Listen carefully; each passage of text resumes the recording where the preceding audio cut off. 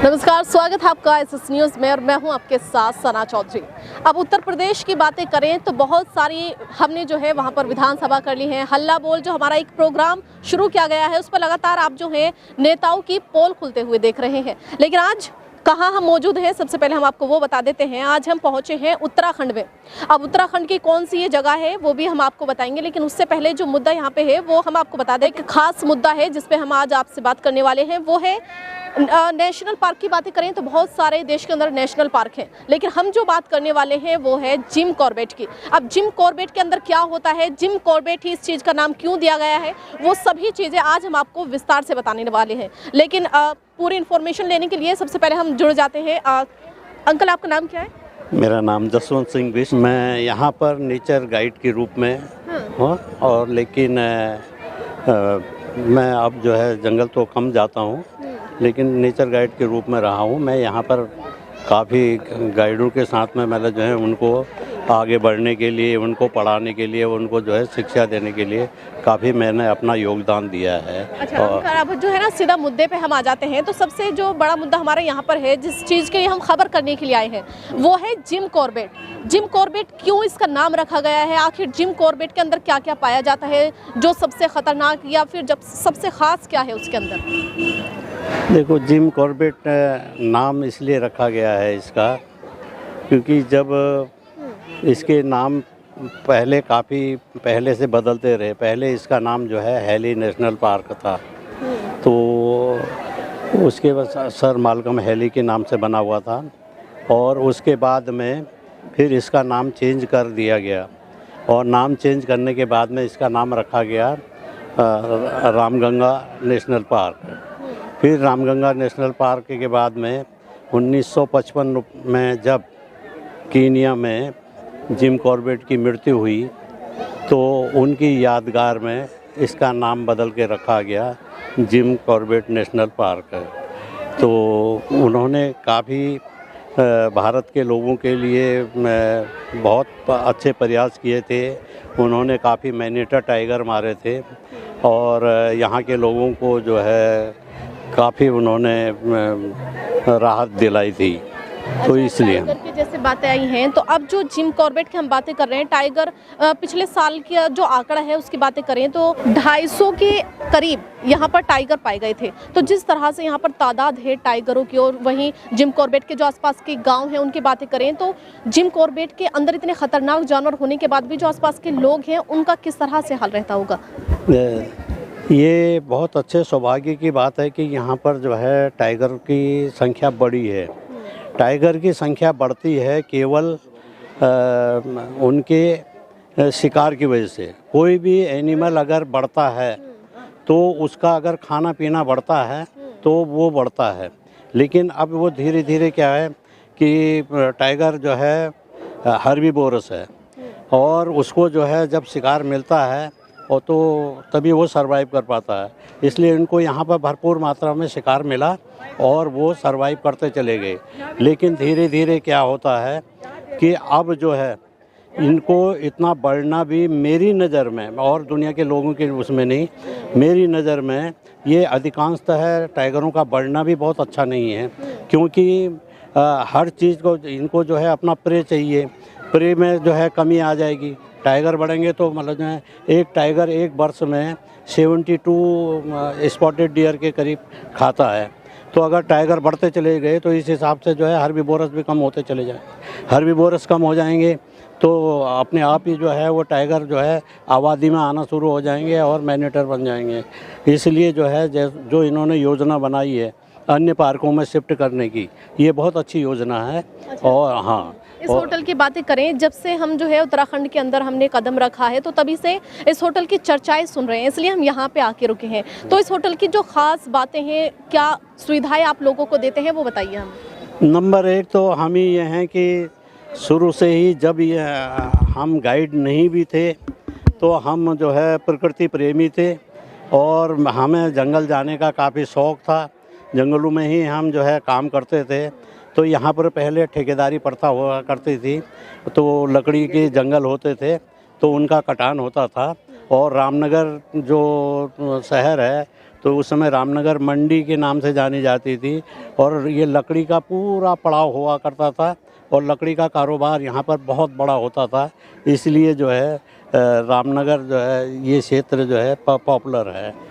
देखिए आजकल तो अब जो है ऑनलाइन सिस्टम है, सारा चीज़ उसमें अब आ गया है और अगर जब कोई भी टूरिस्ट जब यहाँ पर आते हैं तो हम उनको जो है उस यहाँ के पूरे उसके गाइडलाइन दे देते हैं कि यहाँ पर ऐसे जाना है और ऐसे ऐसे आपकी बुकिंग होगी, ऐसे ऐसे रूम होंगे।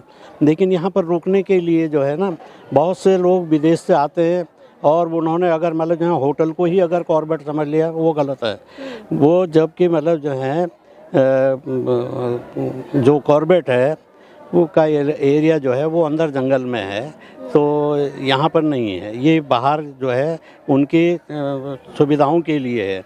अगर किसी को एकदम से जंगल में बुकिंग नहीं मिल पाई और उसको बाहर बुकिंग मिली। अच्छा, इस तस्वीर में जरा ये बस दिखाई, ये जो बस मैं जो बता रहा था आपको, ये बस जो है जब से हम होटल में आए हैं तो काफ़ी इस तरह की बस देखी है, देखने में भी थोड़ा लुक अलग है और कलर भी इसका हरा ही है, क्यों और भी देखिए हमने बस सभी का ग्रीन कलर दिया हुआ है, तो क्या महत्व है इस बस का? हाँ, तो ये जो है ना कैमोफ्लेज जो है कलर है, कैमोफ्लेज है और इससे जो है जंगल में टाइगर वगैरह जो है वो चिढ़ता नहीं है, अन्यथा जो है टाइगर चिढ़ जाता है।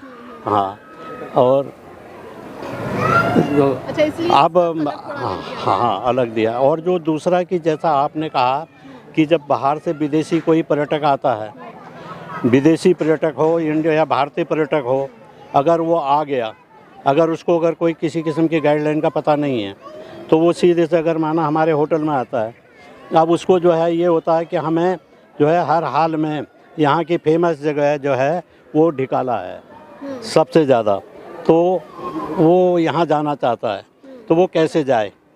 तो हम जो है उसके लिए हमारे इस समय जो है सरकार ने बहुत अच्छी योजना बनाई है कि कोई भी गेस्ट आए और वो अपनी जो है पहले तो ऑनलाइन बुकिंग करे इसकी, और खाली अगर मतलब जो है बुकिंग ना होने पर उसके बाद में उसको जो है हाथ के हाथ जो है परमिट दे दिया जाता है। अगर जगह हुई तो परमिट दे दिया जाता है, इससे जो है वो टूरिस्ट जो है वो ढिकाला तक जा सकता है। ढिकाला जाने में आपको इस बस से हम जब ढिकाला जाएंगे तो सबसे पहले हमको जो है इस बस से जाने में एक जगह पे जंगल पहले धनगढ़ी गेट मिलेगा, स्वागती कक्ष मिलेगा, वहाँ से हम एंट्री अपना करेंगे और वहाँ पर एक बहुत बड़ा म्यूजियम है। और उसके बाद में फिर हम जब वहाँ से आगे चलेंगे तो सीधे सबसे पहले हमें रेस्ट हाउस सुल्तान मिलेगा और सुल्तान रेस्ट हाउस 8-9 किलोमीटर की दूरी पे है।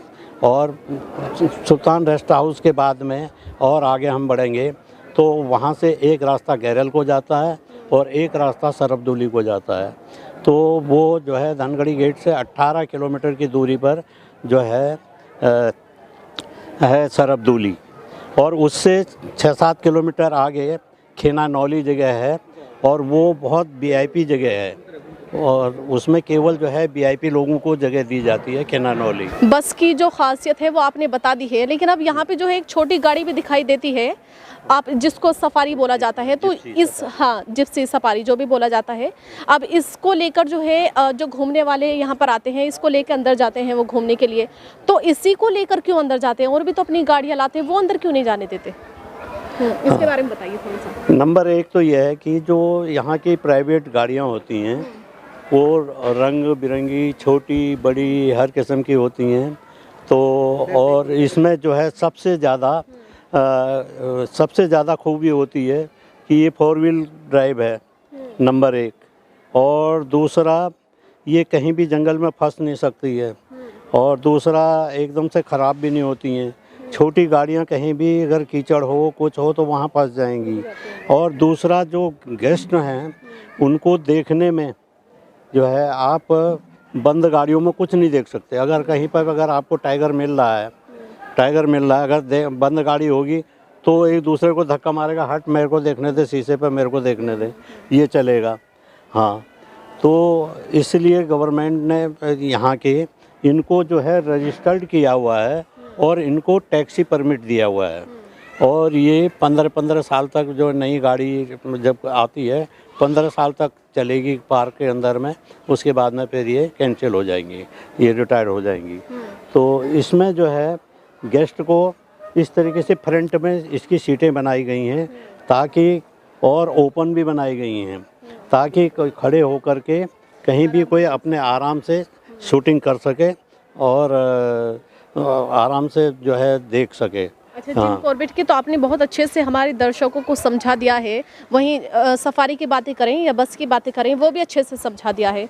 अब कोई उत्तराखंड के अंदर कोई ऐसी फेमस और जगह हो, उसके बारे में बताइए जिसको लोग देखना पसंद करते हैं। उत्तराखंड तो मतलब जो है देवभूमि है और सारी ही जगह देखने लायक हैं। जिस जगह पे चले जाओ, जिस नदी नाले में चले जाओ, वो सब देखने ही लायक होता है। जिस पेड़ के नीचे बैठ जाओ, जिस फूल के पेड़ के नीचे बैठ जाओ, वो सब दर्शनीय स्थल है। और यहाँ पर बर्फीली चोटियों पर चले जाओ, चाहे आप जो है गंगा नदी किनारे चले जाओ, तो यहाँ पर जो है सबसे ज़्यादा फेमस बद्रीनाथ, केदारनाथ ऐसी अपनी हिल यात्राएं हैं। और वो ट्रैकिंग के लिए यात्राएं बनी हुई हैं। तो यहाँ पर तो सभी दर्शनीय स्थल हैं। यहाँ पर जो भी आता है वो खुश होके ही जाता है। अच्छा, जिस तरह से आपने जो है जिम कॉर्बेट के बारे में हमने जो है अंकल जी से बातें की हैं, तो जिम कॉर्बेट के बारे में क्या है और क्यों उसको इतना माना जाता है, उसमें गाड़ी लेकर क्यों नहीं जा सकते लोग, अपनी यहाँ की जो सरकार की तरफ से जीप या सफारी दी गई है उनको लेकर क्यों जाया जाता है, वो सभी जो है अंकल जी ने हमें अच्छे से समझाया। और कुछ ऐसी चीज़ें हों यहाँ पर बताने लायक तो वो भी बता दीजिए। यहाँ पर बताने के लिए और बाकी क्या है कि होटल की बातें करें, जब इस समय जो है ना, अब पार्क के बारे में जानकारी देना अब हमारे लिए कोई ख़ास विशेष बात नहीं रह गई, क्योंकि सारी चीज़ें ऑनलाइन हो गई हैं। अब आपको कोई भी जगह की, कहीं भी किसी भी स्थान की और उसकी बुकिंग की अगर कोई भी परेशानी होती है तो आप ऑनलाइन ढूंढ लेते हैं। तो इसलिए अब हमें कोई बताना अब ज़रूरी नहीं होता है इतना। हाँ। अच्छा, जिस तरह से आपने देखा है कि मेरे अंकल जी से उत्तराखंड के अंदर हम पहुंचे हैं और उत्तराखंड के अंदर जो जिम कॉर्बेट बनाया गया है उसके बारे में सारी खबरें की हैं। उसके बारे में जो नॉलेज है, जो आपको नहीं पता है, हमारे दर्शकों को अंकल जी ने आपको जो है बहुत अच्छे से समझाया है। और अगर आपको भी उत्तराखंड के अंदर आना हो तो अंकल जी से जो है बातें ज़रूर करें, क्योंकि ये बहुत अच्छे से आपको गाइड करेंगे, बहुत अच्छे से समझाएंगे। ऐसी ही खबरें देखने के लिए SS न्यूज़ चैनल को देखते रहिए। मैं सना चौधरी, कैमरामैन रेहान के साथ।